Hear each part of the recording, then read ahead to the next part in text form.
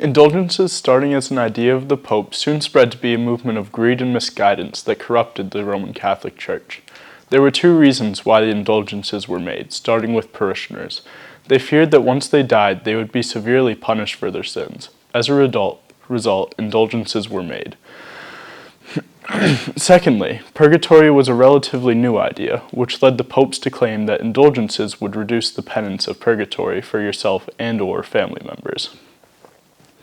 Pope Urban II was the first to initially formalize indulgences in 1085, during the era of Council of Clement.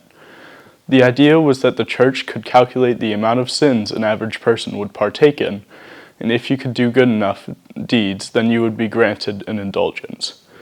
The leaders of the Roman Catholic Church claimed that indulgences would pay off the debt of your sin. Soon enough, people were participating in crusades so they could be able to attain more indulgences. And thus the corruption of the Church continued. A question arose from the people. What if I can't go on crusades? Will I still be able to gain indulgences? The Pope came up with an answer to this. Citizens could simply give a donation or help build more cathedrals to gain their needed forgiveness. Quickly, money flowed into the Church without a second thought from the people. For generations, Romans grew up believing that this practice was right and just. The Church accumulated so much money now that a portion was given to the government. At this point, indulgences had to some degree become a religious tax. But with all this corruption spanning so long, who could possibly oppose the Church? Enter Martin Luther.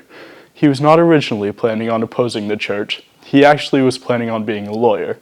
But when a bolt of lightning nearly killed him, he saw his second chance at living as a gift from God. That very day, he swore he would become a monk. Immediately after the storm, he abandoned his school studies at the University of Erfurt to study within the ways of an Augustinian monk. He studied for about 6 years to master the ways of a monk, and then Luther spent the next 5 years to learn more teachings about God. This was when Martin Luther realized how skewed the church leaders' views and teachings were. On October 31st, 1517, Martin Luther had compiled and posted a list of 95 theses of how and why current religious leaders were deceiving all of Rome. This was not to stir up any major controversy, as many people would think. It was originally written in Latin, so that only other pastors and clergymen could read it. Though this may have been Martin's original intentions, peace over this controversy did not last long.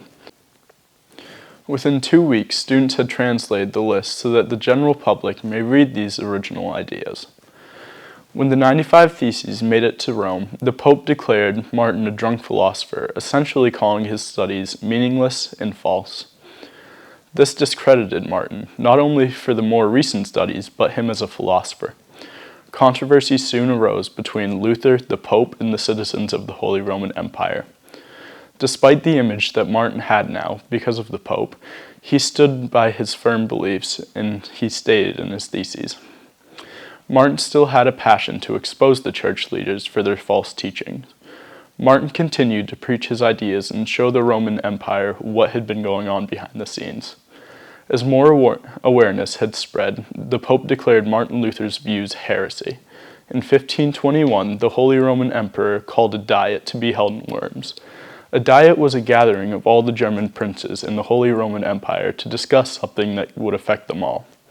The Holy Roman Emperor followed the Pope's opinion that Martin's views were heresy, but they did not have a punishment for him. During the diet, the princes, the Pope, and the Holy Roman Emperor decided what Martin's punishment would be for such heresy. They had a proper trial and gave Luther the opportunity to recant his heresies and opinions.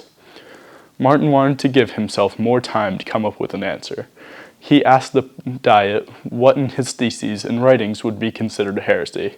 The Holy Roman Emperor had expected this question and answered by telling Martin he had to recant it all. Martin still wanted more time. He asked if he could have 24 hours to look over his works and decide if he would recant or not. The diet agreed to these terms, and Martin had another day to think and pray. Martin prayed all throughout the night, but he still felt compelled to stand by his beliefs. The next day, Martin told the diet his decision, and the church excommunicated him. Being excommunicated during Martin's time was not only being excluded from the church, but being excluded from salvation altogether. Martin no longer being able to be a part of the clergy or a monk, became a professor. He taught his students beliefs and continued writing and preaching his views. Luther had believed that he should never marry, but his opinions of marriage changed throughout the years, and he met Katharina von Bora. Katharina and Martin were married and had many children together. Katharina was a follower of Martin's ideas and was said to help him with some of his writings. Martin would go around and preach his ideas in the streets into his old age. He died in 1546 in the city he was born in.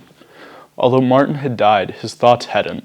Martin had caused revolts in the empire, and the Holy Roman Emperor couldn't ignore it anymore. In 1555, 11 years after Martin had died, another diet was called, this one in Augsburg. During the Diet of Augsburg, the Holy Roman Emperor had no choice but to take away power from the Church and let the princes decide what theology they would follow. For the first time in the Holy Roman Empire, the princes had religious freedom. Martin didn't live long enough to see all of the changes that he had made, but his thoughts changed history. Martin's ideas started what we know as the Reformation. The Reformation broke the Catholic Church's rule of power. Martin's ideas changed how people thought, and it still affects people's theology to this day. What started as a debate about corrupt church practices turned into people doubting the church's teachings and power altogether. Martin Luther made people think for themselves once again, and although not being aware of it, or if he wanted to be, had become the figurehead for the Reformation.